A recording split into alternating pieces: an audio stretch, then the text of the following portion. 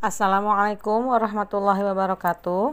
Bertemu kembali bersama Ibu dalam mata pelajaran Produk Kreatif dan Kewirausahaan SMK kelas 11. Bagaimana kabar kalian hari ini? Semoga kalian dalam keadaan sehat walafiat dan tetap semangat untuk belajar ya.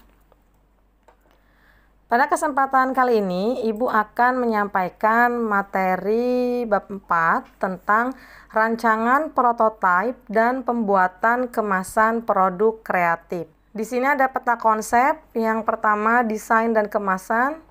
Ada fungsi, tujuan, klasifikasi, jenis-jenis kemasan, syarat kemasan, merancang kemasan, standar desain dan kemasan.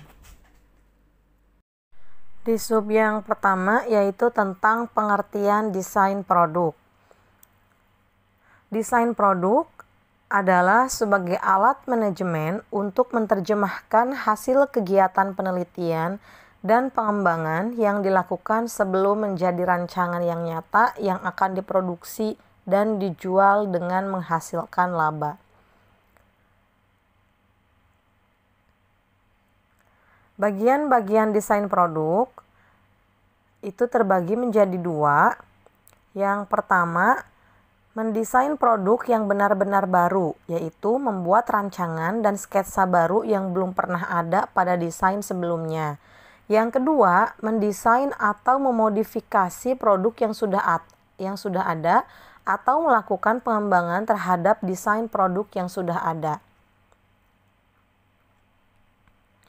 Di sub yang kedua, ada maksud dan tujuan desain produk. Desain produk mempunyai maksud dan tujuan untuk membantu perusahaan dalam menciptakan dan mengembangkan produk baru atau untuk menjamin hasil produksi yang sesuai dengan keinginan pelanggan.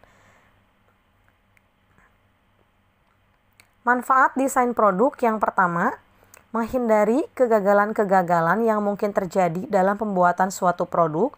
Yang kedua, memilih metode yang paling baik dan ekonomis dalam pembuatan produk. Yang ketiga, menentukan standarisasi atau spesifikasi produk yang dibuat. Yang keempat, menghitung biaya dan menentukan harga produk yang akan dibuat. Yang terakhir, mengetahui kelayakan produk tersebut apakah sudah memenuhi persyaratan atau masih perlu perbaikan kembali. Tujuan desain produk yang pertama yaitu sebagai identitas atau merek dari suatu produk. Yang kedua, untuk menghasilkan produk yang berkualitas tinggi dan mempunyai nilai jual yang tinggi.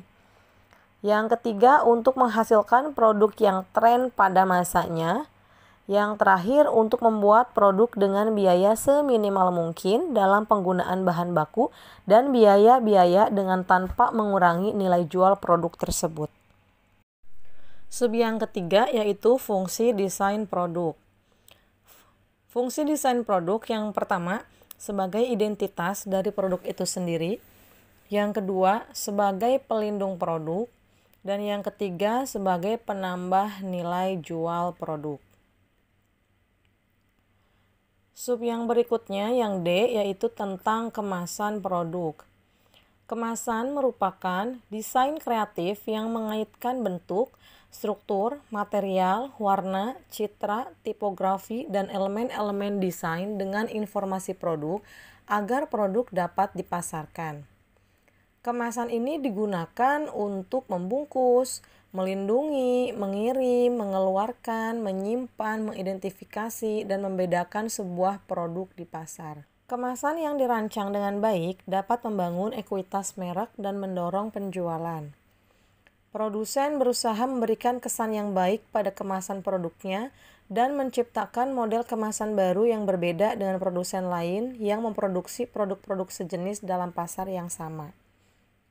Jadi kita harus punya kemasan yang berbeda dengan produsen-produsen yang lainnya ya. Yang berikutnya yaitu fungsi kemasan produk.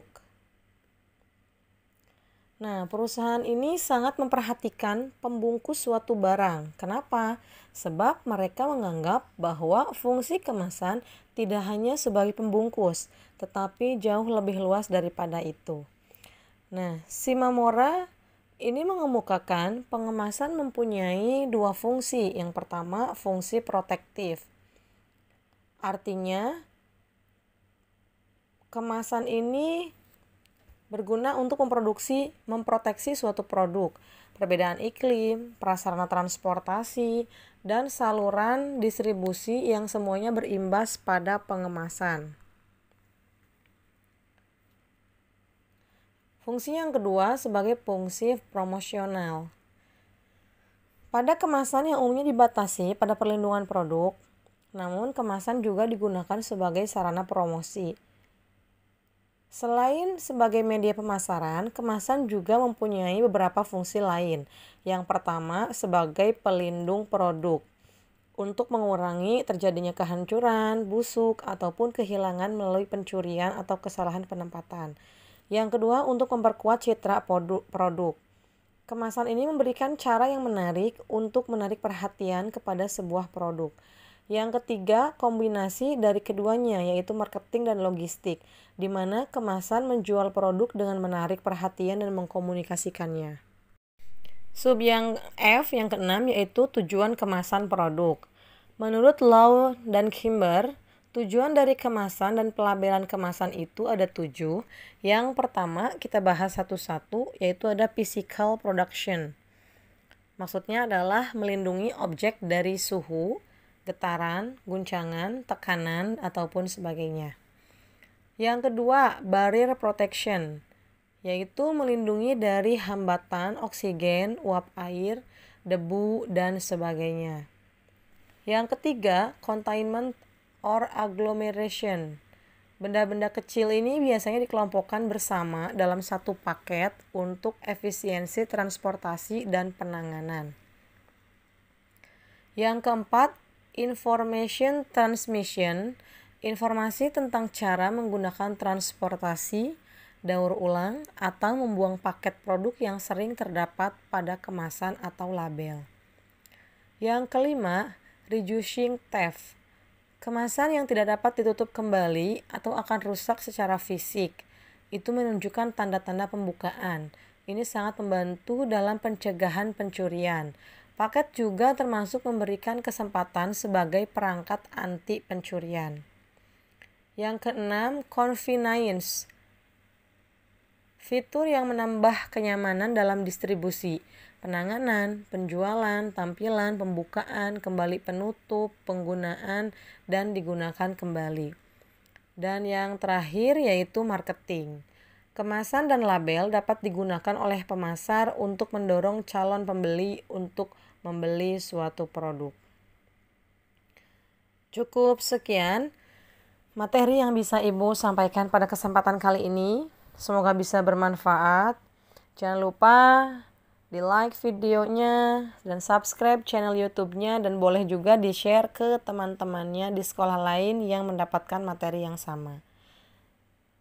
Terima kasih. Bu akhiri, wabillahi taufiq wal hidayah. Wassalamualaikum warahmatullahi wabarakatuh.